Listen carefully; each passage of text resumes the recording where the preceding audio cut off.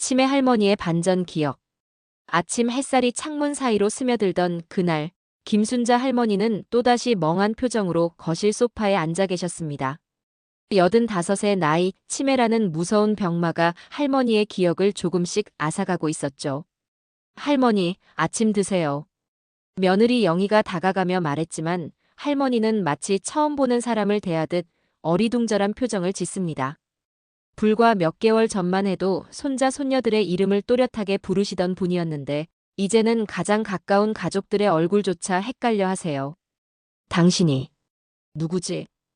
할머니의 떨리는 목소리에 영희의 마음이 무너집니다. 매일 반복되는 일이지만 익숙해지지 않는 아픔이었어요. 하지만 할머니에게는 특별한 버릇이 하나 있었습니다. 아무 말도 하지 않다가도 갑자기 내 아이, 내 아이 라고 중얼거리는 것이었죠. 처음에는 자식들을 찾는 말인 줄 알았습니다. 그런데 이상했어요. 할머니의 눈빛에는 단순한 치매 증세로는 설명할 수 없는 깊은 애절함이 담겨 있었거든요. 할머니, 누구를 찾으세요? 고등학생인 손녀 수진이 조심스럽게 물었습니다. 할머니는 수진을 한참 바라보더니 갑자기 눈물을 글썽이며 말했어요. 내 아이는 아직 살아있지. 분명히 살아있을 거야. 그 순간 거실에 있던 모든 가족들이 얼어붙었습니다. 할머니에게는 아들 하나, 딸 하나, 총 2명의 자식만 있었거든요. 그런데 할머니가 말하는 내 아이는 도대체 누구를 의미하는 걸까요? 어머니, 무슨 말씀이세요? 아들 기철이가 당황하며 물었지만 할머니는 이미 다시 멍한 표정으로 돌아가 계셨습니다. 마치 방금 전의 말이 꿈이었던 것처럼요. 그날 밤 가족들은 할머니의 말을 두고 이야기를 나눴습니다. 그냥 치매 때문에 헛소리하는 거 아닐까? 하지만 할머니 표정이 너무 간절했어. 의견이 분분했지만 모두의 마음 한구석에는 작은 의문이 자리 잡았습니다. 다음 날 아침 할머니는 평소와 다름없이 조용히 앉아 계셨습니다. 하지만 가끔씩 창 밖을 바라보며 무언가를 기다리는 듯한 눈빛을 보이셨어요. 그리고 또다시 작은 목소리로 중얼거렸습니다. 내 아이. 언제 집에 오려나? 이번에는 아무도 대답하지 않았습니다. 모두가 할머니의 비밀스러운 기억 속에 숨겨진 무언가가 있다는 것을 직감했거든요. 과연 할머니가 말하는 그 아이는 누구일까요? 치매로 흐려진 기억 속에서도 잊히지 않는 그 존재는 과연 무엇을 의미하는 걸까요? 수진이는 할머니의 말이 계속 머릿속에서 맴돌았습니다. 궁금함을 참지 못한 그녀는 주말에 할머니 방을 정리해드리기로 했어요. 혹시 할머니의 과거에 대한 단서를 찾을 수 있을지도 모른다는 생각이었죠. 오래된 옷장을 정리하던 중 수진의 손에 작은 나무 상자가 걸렸습니다.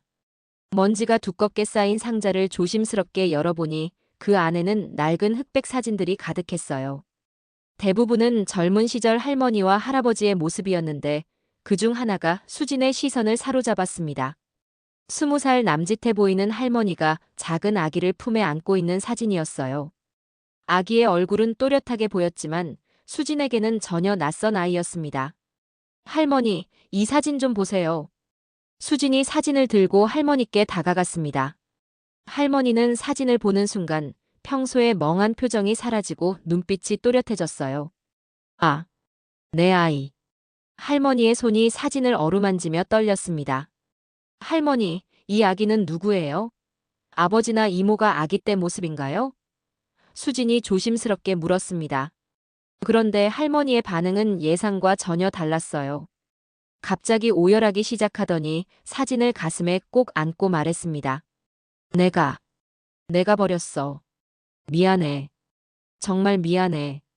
뭘 버렸다는 거예요, 할머니? 수진이 놀라서 물었지만 할머니는 계속 똑같은 말만 반복했어요. 이때 부엌에서 설거지를 하던 엄마 영희와 이모 미경이 할머니의 우는 소리를 듣고 달려왔습니다. 어머니, 왜 그러세요? 미경이 당황하며 물었지만 할머니는 사진을 놓지 않은 채 계속 울고만 있었어요. 엄마, 이 사진을 보고 갑자기 우시기 시작했어요. 수진이 설명하자 영희와 미경은 서로를 바라봤습니다.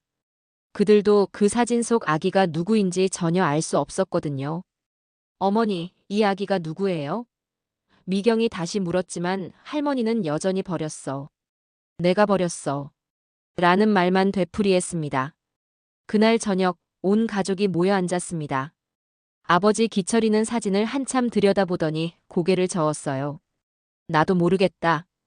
우리가 아기 때 모습도 아니고 어머니께 다른 자식이 있었다는 말인가? 그럴 리가요. 할머니께서 그런 중요한 걸 숨기실 분이 아니잖아요.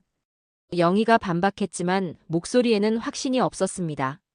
그런데 할머니가 버렸다고 하신 건 무슨 의미일까요? 수진이 의문을 제기했어요. 온 가족이 충격과 혼란에 빠졌습니다. 그들이 알고 있던 할머니는 평생을 가족을 위해 헌신하신 분이었거든요. 그런 할머니에게 이런 비밀이 있었다는 게 믿어지지 않았어요. 도대체 무슨 일이 있었던 거냐? 기철이가 중얼거렸습니다. 가족들의 마음속에는 할머니에 대한 원망과 실망, 그리고 이해할 수 없는 분노가 서서히 자리 잡기 시작했습니다. 다음 날부터 집안 분위기는 완전히 달라졌습니다. 가족들은 할머니를 대하는 태도가 어색해졌고 할머니 역시 무언가를 눈치챈 듯 더욱 위축되어 보였어요. 어머니, 정확히 무슨 일이 있었던 건지 말씀해 주세요. 기철이가 할머니 앞에 앉으며 진지하게 말했습니다. 할머니는 한참을 멍하니 앉아 있다가 갑자기 정신이 맑아진 듯 또렷한 목소리로 말하기 시작했어요. 그때는 정말 가난했어. 너희 아버지가 병으로 쓰러지고 먹을 것도 없고. 할머니의 목소리가 떨렸습니다. 그래서요? 미경이 조급하게 물었어요. 아이가 너무 아팠어. 열이 펄펄 끓고 우유도 살 돈이 없고. 할머니는 눈물을 흘리며 계속했습니다. 살리려면 보내야 했어. 보냈다는 게 무슨 뜻이에요? 영희가 목소리를 높였습니다. 입양을 보냈어. 할머니의 고백에 거실이 조용해졌어요. 그럼 우리한테 형이나 누나가 있다는 말이에요? 기철이가 믿을 수 없다는 표정으로 물었습니다. 할머니는 고개를 끄덕였어요. 첫째 아들. 너희들보다 2살, 3살 위. 이름은 준호였어. 이 순간 가족들의 감정은 복잡하게 얽혔습니다. 분노, 배신감, 그리고 동시에 할머니의 처절했을 그 시절에 대한 안타까움이 몰려왔어요. 어떻게 그런 중요한 걸 지금까지 숨기셨어요? 미경이 울먹이며 소리쳤습니다. 미안해. 정말 미안해. 매일매일 생각했어. 잘 살고 있을까, 건강할까. 할머니도 울음을 터뜨렸습니다. 수진이는 할머니와 가족들을 번갈아 보며 혼란스러워했어요. 갑자기 온 가족에게 형이 있다는 사실을 알게 된 충격도 컸지만 그보다 할머니가 평생 혼자 짊어지고 살아온 아픔이 더욱 마음 아팠습니다. 그 아이는 지금 어디에 있는지 알아요? 기철이가 조심스럽게 물었어요. 할머니는 고개를 저었습니다. 모르겠어. 그때 입양기관에 맡겼는데 그 후로는 연락이 없었어. 그 아이가 날 원망할까봐 찾을 용기도 없었어. 그날 밤 가족들은 각자의 방에서 잠을 이루지 못했습니다. 평생 알고 지냈던 가족의 역사가 하루아침에 뒤바뀐 것이었어요. 영희는 남편에게 말했습니다. 당신은 어떻게 생각해요? 정말 형님이 계신다니. 믿어져요? 기철이는 창 밖을 바라보며 대답했어요. 어머니가 거짓말하실 분은 아니잖아. 그런데 참 복잡하네. 미안한 마음도 들고 원망스럽기도 하고. 미경이는 더욱 직접적이었습니다. 도대체 왜 지금까지 숨기신 거예요?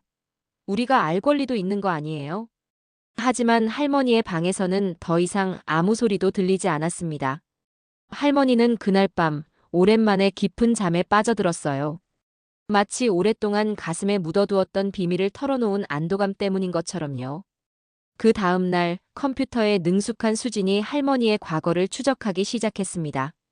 인터넷 검색과 입양 관련 기록들을 뒤져보며 1960년대 입양기관들의 명단을 찾아냈어요. 엄마, 할머니가 말씀하신 그 시기에 이 지역에 있던 입양기관은 3곳이에요. 수진이 프린트한 자료를 영희에게 보여주었습니다. 영희와 기철이는 직접 그 기관들을 찾아가기로 했어요. 첫 번째와 두 번째 기관에서는 너무 오래된 기록이라 찾을 수 없다는 답변만 받았습니다. 하지만 세 번째 기관에서 놀라운 사실을 발견했어요. 김준호 1958년생. 맞습니다. 여기 기록이 있네요. 담당자가 오래된 장부를 뒤적이며 말했습니다. 그럼 지금 어디에 계신지 알 수 있나요? 기철이가 간절하게 물었어요. 입양 후 연락처 변경 기록이 있습니다. 성인이 된 후에 친생 부모를 찾고 싶다며 연락처를 남기고 가셨더라고요. 담당자는 잠시 망설이더니 말을 이었습니다. 사실 몇 년 전에도 이분이 친생 부모에 대해 문의하러 오셨어요. 워낙 간절하게 부탁하셔서 기억에 남아 있습니다. 몇 년 전에요? 영희가 놀라며 물었어요. 네, 한 5년 정도 된 것 같아요. 당시에 주소를 남기고 가셨는데 그들은 그 주소를 받아 적고 집으로 돌아왔습니다. 놀랍게도 그 사람은 같은 시내에서 살고 있었어요. 그것도 그들이 사는 곳에서 불과 30분 거리에 말이죠. 이럴 수가. 이렇게 가까운 곳에 있었다니. 기철이가 믿을 수 없다는 표정으로 말했어요. 하지만 가족들의 반응은 엇갈렸습니다. 만나러 가야 하는 거 아니에요? 수진이가 말했지만 미경이는 반대했어요. 갑자기 나타나서 뭐라고 해요? 안녕, 나 너의 여동생이야 라고 말하라고요? 영희도 복잡한 심정이었습니다. 그분 입장에서도 갑작스럽게 연락이 오면 당황스러우실 텐데. 기철이는 더욱 분노했어요. 어머니는 그 사람이 몇 년 전부터 찾고 있었다는 걸 알고 계셨을까? 만약 알고 계셨다면 왜 연락하지 않으신 거야? 그날 저녁 가족들은 할머니를 둘러싸고 앉았습니다. 분위기는 무거웠어요. 어머니, 준호 형이 어머니를 찾고 있었다는 거 알고 계셨어요? 기철이가 따져 물었습니다. 할머니는 한참을 침묵하다가 고개를 끄덕였어요. 알고 있었어요? 미경이가 소리를 높였습니다. 그럼 왜 만나지 않으셨어요? 무슨 얼굴로 만나겠어. 버린 엄마를. 할머니의 목소리는 더욱 작아졌습니다. 하지만 그 사람은 어머니를 찾고 있었잖아요. 원망하려고 찾는 게 아니라 그리워서 찾는 거였을 수도 있잖아요. 영희가 울먹이며 소리쳤어요. 그 순간 가족들의 분노가 폭발했습니다. 할머니에 대한 원망, 그리고 잃어버린 시간에 대한 안타까움이 뒤엉켜 어둠 속에서 서로를 향해 날카로운 말들을 쏟아냈어요. 우린 왜 지금까지 몰랐던 거죠? 우리가 그 사람을 만날 기회도 있었는데. 하지만 할머니는 이미 정신이 다시 흐려진 상태였습니다. 마치 방금 전의 대화를 기억하지 못하는 것처럼 멍하니 앉아있을 뿐이었어요. 할머니의 병세는 급격히 악화되었습니다. 가족들과의 갈등 이후 며칠 만에 거의 말을 하지 못하게 되었고 대부분의 시간을 잠으로 보내셨어요. 의사는 가족들에게 마음의 준비를 하라고 말했습니다. 할머니에게 남은 시간이 많지 않다는 뜻이었죠. 어머니. 기철이가 할머니의 손을 잡으며 눈물을 흘렸어요. 형님 연락처를 찾았어요. 만나시겠어요? 하지만 할머니는 반응이 없었습니다.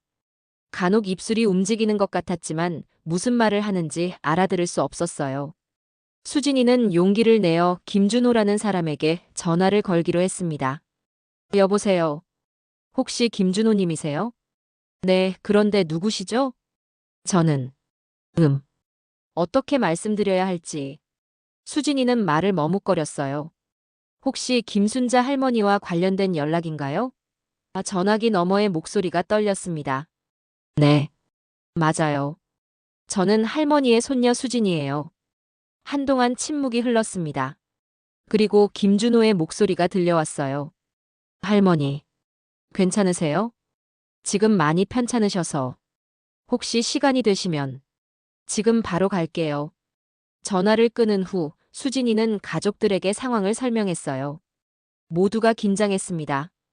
곧 평생 만나지 못했던 가족을 만나게 될 것이었거든요. 그날 오후 할머니는 기적적으로 정신이 또렷해졌어요. 마치 마지막으로 가족들에게 할 말이 있다는 듯이요. 내가 많이 미안했어. 할머니가 힘겹게 말했습니다. 어머니, 괜찮아요. 이제 다 괜찮아요. 영희가 할머니의 손을 잡으며 말했어요. 그 아이. 사실은 할머니의 목소리가 더욱 작아졌습니다. 너희 모두의 형제야. 첫째 아들이었어. 알고 있어요, 어머니. 기철이가 눈물을 닦으며 대답했어요. 정말. 정말 미안하다. 할머니의 눈에서 마지막 눈물이 흘러내렸습니다. 그때였어요. 문을 두드리는 소리가 들렸습니다. 수진이가 문을 열자 거기에는 낯설지만 어쩐지 익숙한 얼굴의 중년 남자가 서 있었어요. 키는 기철이와 비슷했고 눈과 주름은 할머니를 닮았으며 미소는 미경이와 똑같았습니다. 안녕하세요. 저는 김준호입니다. 가족들은 그를 바라보며 말문이 막혔어요. 오랫동안 상상으로만 그려왔던 형제가 눈앞에 나타난 것이었거든요. 할머니가. 수진이가 떨리는 목소리로 말했어요. 준호는 조심스럽게 할머니가 계신 방으로 들어갔습니다. 할머니는 눈을 감고 계셨지만 분명히 누군가가 온 것을 느끼고 계신 것 같았어요. 어머니. 준호가 무릎을 꿇고 할머니의 손을 잡았습니다. 그 순간 할머니의 눈이 천천히 열렸어요. 흐릿한 시선이 준호의 얼굴에 머물렀습니다. 준호야. 내 아들. 준호야. 할머니의 입에서 마지막 말이 흘러나왔어요. 그리고 할머니는 평화로운 미소를 지으며 천천히 눈을 감았습니다. 마치 평생의 숙제를 마친 것처럼, 오랫동안 기다려온 순간을 맞이한 것처럼요. 거실에는 조용한 울음소리만이 흘렀습니다. 비로소 완전해진 가족들의 마지막 눈물이었어요. 할머니는 떠나셨지만 그가 남긴 마지막 선물은 온 가족을 하나로 만들어 주었습니다. 그날 밤, 내 남매는 할머니의 침대 곁에서 밤을 새웠습니다. 60년 만에 다시 만난 가족이 함께하는 첫 번째 밤이었지만 동시에 할머니와 함께하는 마지막 밤이기도 했어요.